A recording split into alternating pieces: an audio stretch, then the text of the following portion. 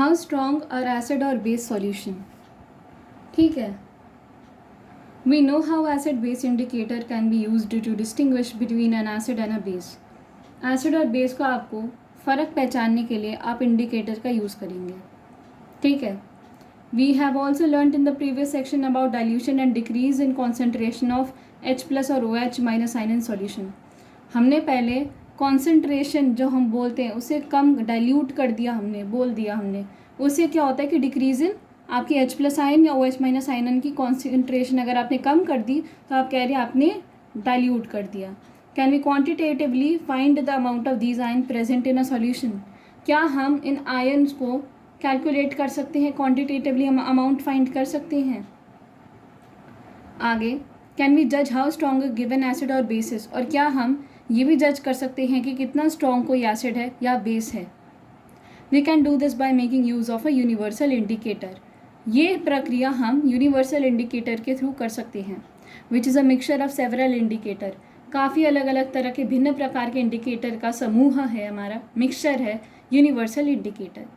The universal indicator shows different colours at different concentration of hydrogen ion in a solution.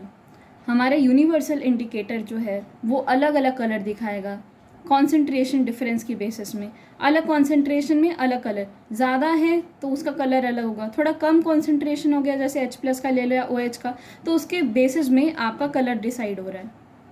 ठीक है, hydrogen ion कितना है solution में उसके बेसिस में। A scale for measuring hydrogen ion concentration in a solution is called pH scale has been developed। तो आप pH तो बोलते रहते हैं, हम बोल रहे थे pH 1 है, 2 है, 3, 4, 5, 6, 7, 8, 9, 10, 11, 12, 13, 14। ठीक है, 14 तक हम लेते स्टैंडर्ड। तो pH होता क्या है, ये pH स्केल एक्चुअली। ठीक है, जिसमें आप हाइड्रोजन आयन की कॉन्सेंट्रेशन को नापते हैं। अब आगे इसके बारे में पढ़ते हैं। आगे हमने रीड कर रहे थे तो pH of a neutral solution, उससे पहले मैंने अभी आपको ये बताया था कि we can do this by making universal indicator which is mixture of several indicator, और अलग अलग कलर शो करेगा हाइड्रोजन आयन की कॉन्सेंट्रेशन में डिपेंड करता है, कंसेंट्रेशन में। Scale for measuring hydrogen ion concentration in a solution is called pH scale, जो कि डेवलप हो चुका है। ठीक है, आपका H+ आयन, हमें यही तो चेक करना है ना, एसिड है बेस नहीं है, उसके लिए हमने क्या चेक करना है, हाइड्रोजन आयन कितना है। हाइड्रोजन आयन को ले लो, एक लिया स्टैंडर्ड हाइड्रोजन आयन को। अब आपने स्केल लिया मेजर करने के लिए हाइड्रोजन आयन की कॉन्सेंट्रेशन सॉल्यूशन में कितनी है, तो pH स्केल बोलते हैं। P का मतलब पोटेंस होता है जर्मन में, जिसका मतलब होता है पावर, ताकत। ठीक है, H आपका बताइए आपको on the power of hydrogen ion कह सकते हो। ऐसा स्केल जो आपका हाइड्रोजन आयन की पावर को चेक करे या कॉन्सेंट्रेशन को चेक करे, वो आपका pH स्केल है।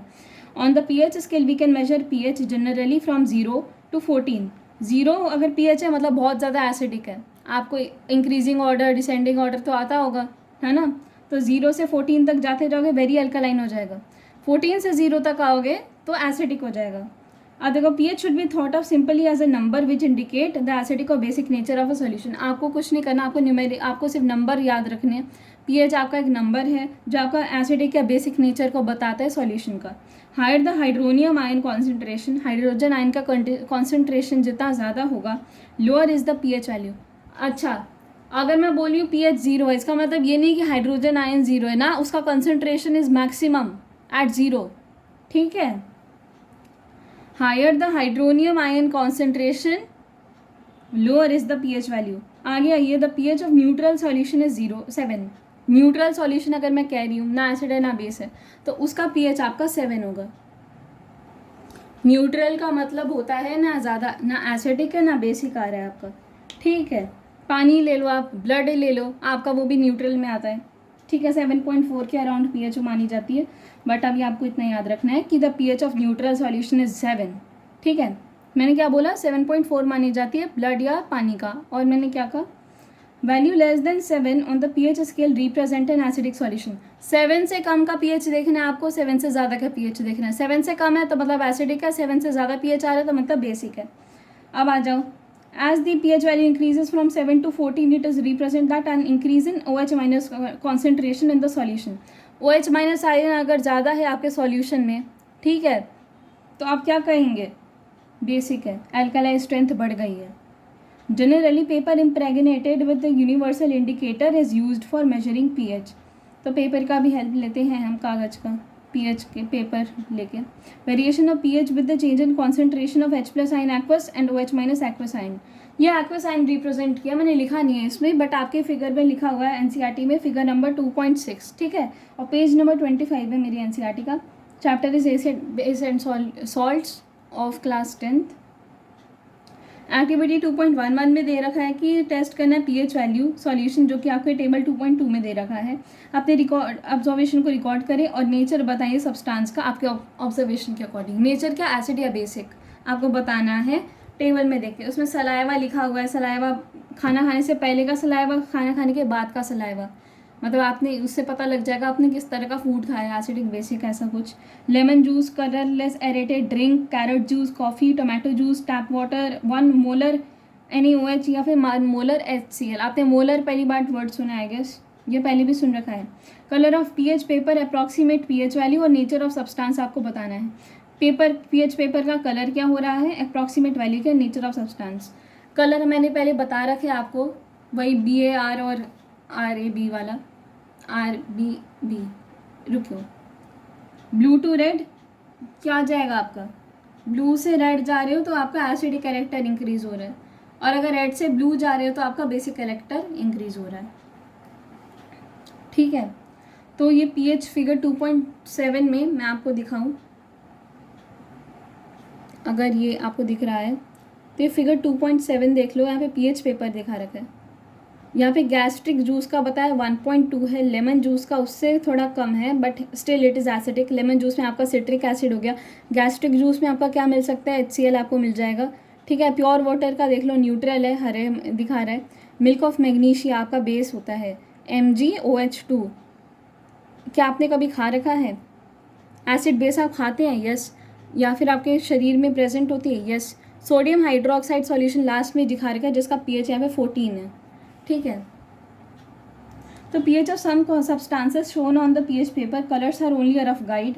The strength of acid and base depend on the number of H+ ion and OH- ion produced respectively. If we take hydrochloric acid and acetic acid of the same concentration, say 1 molar, then these produce different amount of hydrogen ion. अगर मैं कह रही हूँ कि इनका pH different आ रहा है, या फिर मैं कहूँ कि मैंने एसिडिक HCl और एसिटिक एसिड सेम कॉन्सेंट्रेशन का यूज़ किया, लेकिन ये भी हाइड्रोजन आयन अलग अलग कॉन्सेंट्रेशन में प्रोड्यूस करेंगे, तो अलग प्रोड्यूस करेंगे तो क्या पीएच बदलेगा, आप बताओ। Acid that give rise to more H+ ion are said to be strong acid. जो जितना ज़्यादा H+ आयन को इवॉल्व करेगा, मैं कह रही प्रोड्यूस करेगा, तो उतना ज़्यादा एसिडिक होगा, जबकि एसिड जो कम H+ आयन देंगे वो वीक एसिड कहलाते हैं। तो हम जो यूज़ करते हैं टर्म कि वीक एसिड है, ये वीक बेस है, या फिर स्ट्रॉन्ग एसिड है, स्ट्रॉन्ग बेस है, तो इसका मतलब क्या है। स्ट्रॉन्ग एसिड का मतलब H+ आयन की कॉन्सेंट्रेशन बहुत ज़्यादा प्रोड्यूस करे, वीक एसिड का मतलब क्या अच्छा बेस हो सकता है, आपके लिए क्वेश्चन है ये। Can you now say what weak and strong bases are. Acid की बात कर लिया हमने कि स्ट्रॉन्ग एसिड है कि ज़्यादा H+ कंसनट्रेशन दे रहा है, और कम अगर H+ आयन कॉन्सेंट्रेशन प्रोड्यूस कर रहा है तो वो है हमारा वीक एसिड।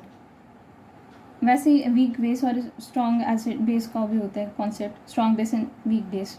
2.3.1 में आ रहे हैं importance of pH in everyday life में। Are plants and animal pH sensitive. हमारा टॉपिक चल रहा था कि are plants and animal pH sensitive, importance of pH in everyday life. हमारी बॉडी काम करती है, ऑप्टिमम पीएच जो हमारी बॉडी को चाहिए होता है वो होता है 7 न्यूट्रल, 7 से 7.8 का।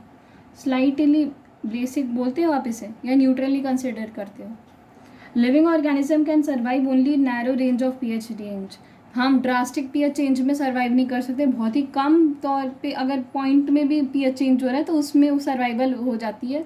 ज़्यादा पीएच चेंज हो गया तो उससे आपकी डेथ भी हो सकती है, या फिर मैं कह रही हूँ कैलामिटी का केस होता है। हम बेसिकली जनरली कंसिडर ये करते हैं कि living organism can survive only narrow range of pH change, ठीक है।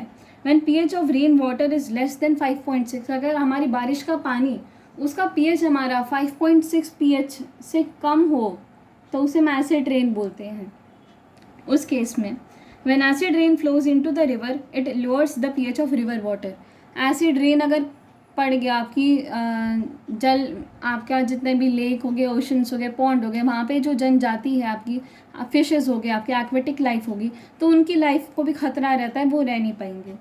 ठीक है, तो acid rain flows into the river, it lowers the pH of the river water. अब रिवर वाटर की पीएच को कम कर देगा, क्योंकि एसिड रेन अगर आपके बारिश हो रही है एसिड वाली। The survival of aquatic life in such river become difficult, तो उनकी सर्वाइवल काफ़ी डिफिकल्ट हो जाती है। इसमें एक दे रखा था डू यू नो में कि एसिड्स इन अदर प्लैनेट, आपके एक ही ग्रह नहीं है, हम अर्थ में रह रहे हैं, आसपास हम, ये अर्थ भी कहीं ना कहीं रोटेट कर रहा है, रिवॉल्व कर रहा है, हमारे सोलर सिस्टम है, और फिर भी हम आराम से बैठे हुए हैं, आराम से ये लेक्चर नोट कर रहे हैं। तो एक प्लैनेट और है जिसे कहते हैं वीनस, जो सन से हम अर्थ से ज़्यादा करीब है अर्थ के मुताबिक। सेकंड प्लैनेट में आता है, हॉटेस्ट प्लैनेट भी बोलते हैं इसे, काफ़ी गर्म होता है। सोलर सिस्टम के आपने प्लैनेट आपने पढ़ रखी हैं वो बेसिक छोटी क्लासेस में, तो उसमें से एक वीनस आपने ज़रूर पढ़ा होगा। और इसका स्पिन बोलते हैं, ये जो स्पिन है वो उसका अर्थ से उल्टा होता है, रोटेशन और बाइटर का चक्कर काटना।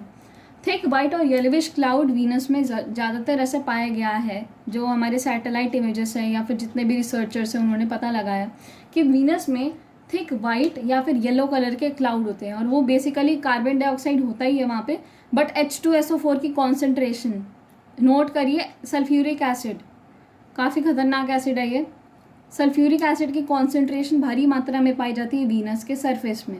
ठीक है, आपके सिलेबस में फ्यूमिंग पायरो सल्फ्यूरिक एसिड या ऑयल ऑफ विट्रियोल करके एसिड तो नहीं लिखा गया, बट फिर भी वहाँ पे एक बार आपने रीड कर लिया वही काफ़ी है। सल्फ्यूरिक एसिड की जब ज़्यादा कॉन्सेंट्रेटेड फॉर्म में वो लिखा हुआ है, तो आपको इतना याद रखना है बस। डू यू नो में था ये।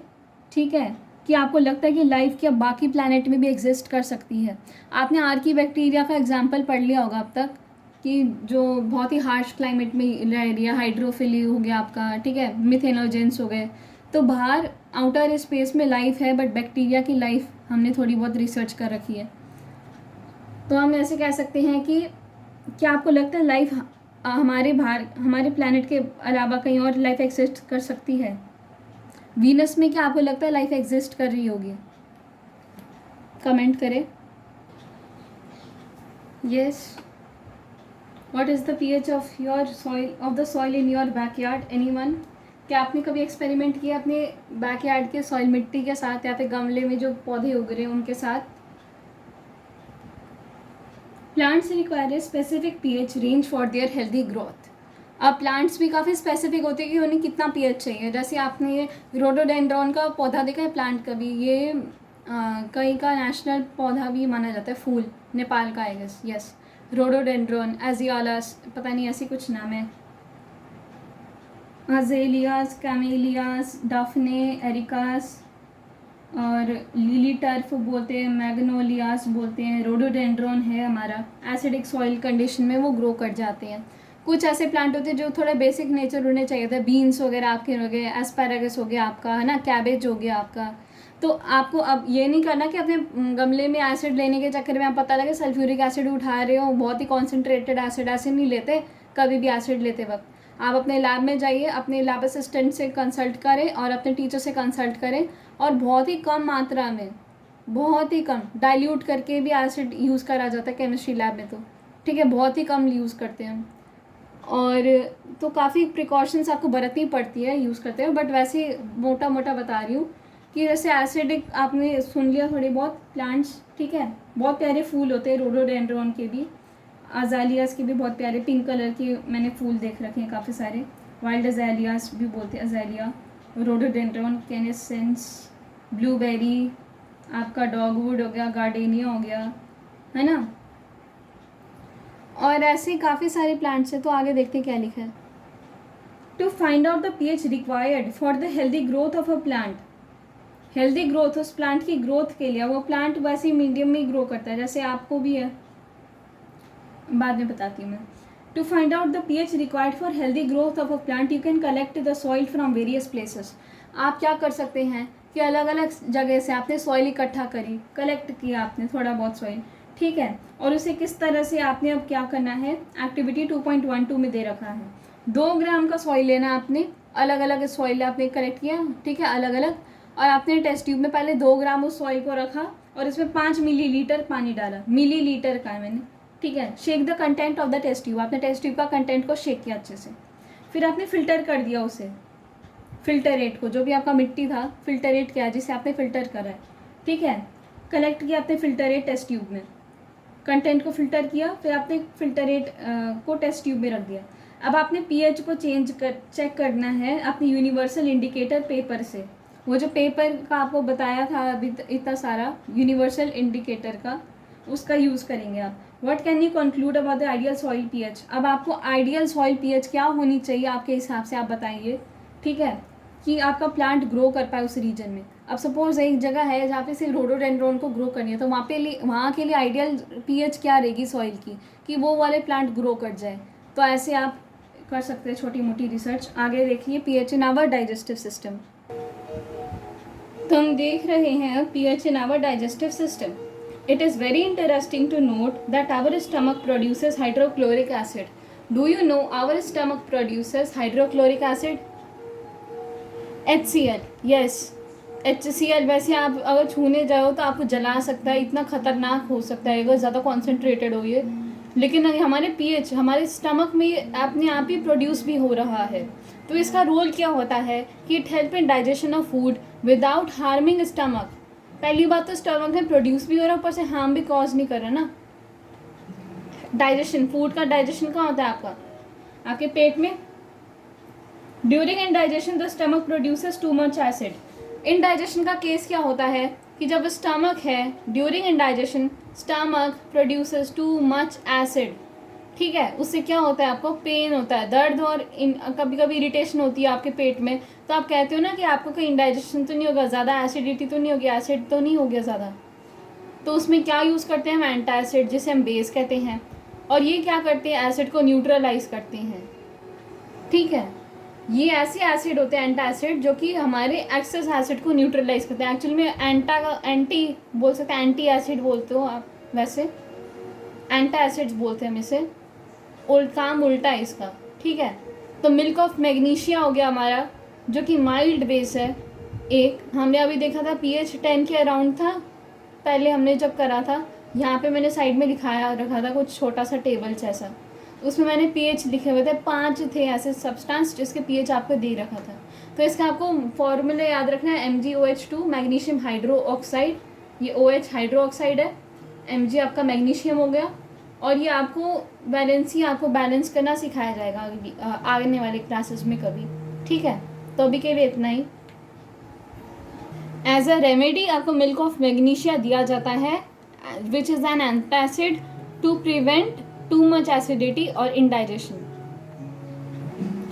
तो हम बात करें pH change as the cause of tooth decay. Next topic है, छोटे से टॉपिक रहते हैं, ठीक है। तो tooth decay starts when the pH of the mouth is lower than 5.5। आपके 5.5 से अगर पीएच आपका कम आ रहा है तो आपका टूथ डिके होने के चांसेस बढ़ जाते हैं, ठीक है। Neutral condition is okay. Hardest substance in the body क्या हो सकती है, हमारे पूरे बॉडी में बोन्स लेके किसी भी चीज़ को ले लो आप, सबसे हार्डेस्ट क्या है, enamel, hardest substance in our body, you have to recall it, okay. Made up of calcium hydroxyapatite, a crystalline form of calcium phosphate is the hardest substance in the body. सबसे ज़्यादा hardest substance है हमारी body का ये। और ये किसके बना होता है, एक कैल्शियम फोस्फेट का क्रिस्टलाइन फॉर्म है, कैल्शियम हाइड्रोक्सी एपेटाइट, तो उससे बना होता है ये, ठीक है। It does not dissolve in water but is corroded. तो made up of calcium hydroxyapatite, ठीक है। Crystalline form of calcium phosphate is the hardest substance in the body. It does not dissolve in water but is corroded when the pH in the mouth is below 5.5. Below 5.5 condition का मतलब है कि आपके दांतों में भी जंग लग सकती है। एक तरह से जंग नहीं कहती मैं, कोरोडेड कहती हूँ। आपकी दांत जो है वो टूथ डीके होना शुरू हो जाएगा, ठीक है, सड़न होनी शुरू हो जाएगी उसमें। बैक्टीरिया जो आपके माउथ में प्रेजेंट है वो एसिड प्रोड्यूस करते हैं, कैसे, by degradation of sugar and food particles remaining in the mouth after eating. Degradation of sugar and food, what is degradation. तो हम बात कर रहे थे ये डिजॉल्व पानी में नहीं होगा लेकिन आपका टूथ डिके। अच्छा प्रेजेंट डिग्रेडेशन, क्वालिटी को घटाना एक तरह से, ऐसा होता है डिग्रेडेशन का मतलब। क्या कहते हो आप? सॉइल डिग्रेड हो रही है, उसका मतलब क्या होता है? क्वालिटी ख़त्म हो रही है सॉइल की, ऐसा कुछ कहते हो? तो यहाँ पे बोला इन्होंने माउथ एसिड को प्रोड्यूस करती है by degradation of sugar and food particles remaining in the mouth after eating. खाने के बाद जो बचा कुचा आपका फूड पार्टिकल रह गया है उसे ये बैक्टीरिया, जो आपको दिखेंगे भी नहीं, इतने छोटे होते हैं, वो क्या करेंगे? डिग्रेड कर देंगे और एसिड प्रोड्यूस करेंगे। अब क्या होगा? Best way to prevent this is to clean the mouth after eating food. सबसे अच्छा तरीका है कि आपने खाना खाते ब्रश कर लिया, आपने माउथ को क्लीन कर लिया। टूथपेस्ट एक ऑल्टरनेटिव है जो यूज़ करते ही हैं सब, ठीक है। तो आपकी अपने माउथ, ये बेसिक नेचर के ज़्यादातर टूथपेस्ट बनाए जाते हैं, थोड़े बेसिक होते हैं ये, ठीक है। और दांत को साफ करने के लिए, ताकि न्यूट्रलाइज कर सकते हैं आपके दांत को, जो एक्सेस एसिड आपके मुख में पहले से ही पड़ा हुआ है उसे हटाने के लिए। उससे क्या होगा? आपके दांत सड़ेगा नहीं, ठीक है। अब आ रहे self defence by animals and plant through chemical warfare. Plants और एनिमल्स हमारे सेल्फ डिफेंस के लिए क्या क्या तरीके अपनाते हैं, उनमें से एक है केमिकल मेथड। केमिकल वॉरफेयर बोल रहे हैं इसे हम, जंग की तरह।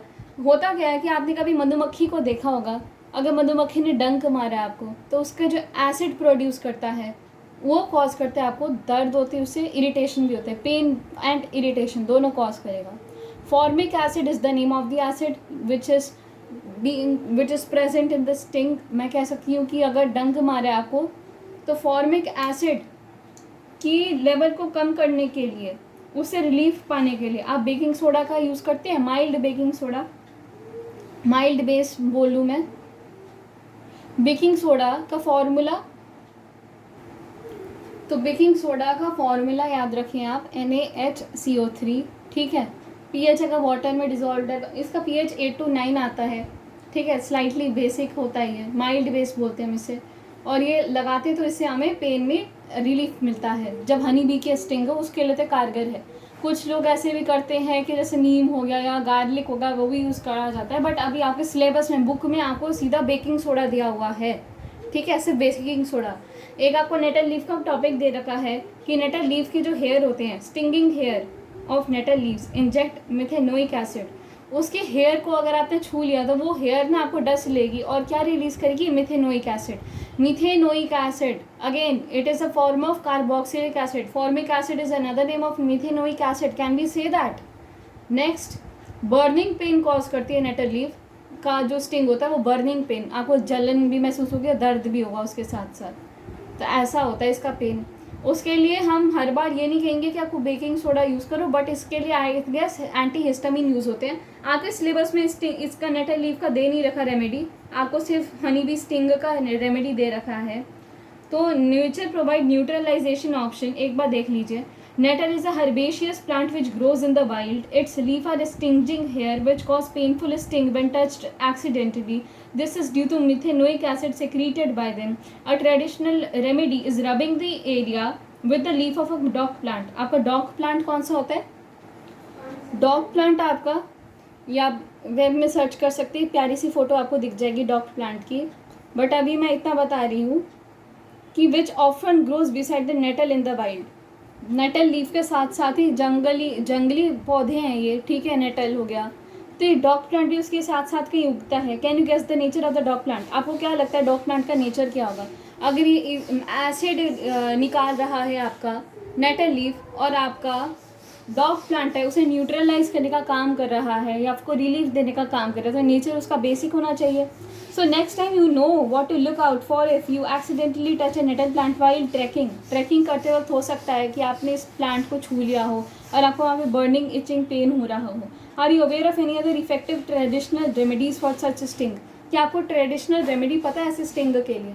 हनी बी का मैंने जैसे बताया गार्लिक होता है, नेटल का भी होता ही होगा कुछ। तो नीचे देखते हैं सब naturally occurring acid. Natural source vinegar, acetic acid, acid का नाम एसिटिक एसिड, विनेगर से एसिटिक एसिड मिल रहा है, ऑरेंज से सिट्रिक एसिड मिल रहा है, टामारिंड आपकी जो इमली हो गई उससे टारिक एसिड मिल रहा है, टोमेटो से ऑक्सैलिक एसिड मिल रहा है, सोर मिल्क कर्ड जबकि दही है, खट्टी दूध जिसे बोलते हैं, उससे लैक्टिक एसिड प्रोड्यूस हो रहा है, लेमन से सिट्रिक एसिड हो रहा है, एंट स्टिंग से मिथेनोइक एसिड हो रहा है, नेटल स्टिंग से भी मिथेनोइक एसिड। तो आपने लाल चींटी ने कभी काटा हो तो वो भी मिथेनोइक एसिड प्रोड्यूस करते हैं, और ये नेटल लीफ भी वही एसिड प्रोड्यूस कर रहा है। ठीक है, पेज नंबर 28 में ये दे रखा है table. Along with this do you know nature provides neutralization method. तो ये टेबल है, आपको वैसे की वैसी याद करनी है। Thank you. आगे के क्वेश्चन अभी बाद में कराती हूँ नेक्स्ट क्लास में।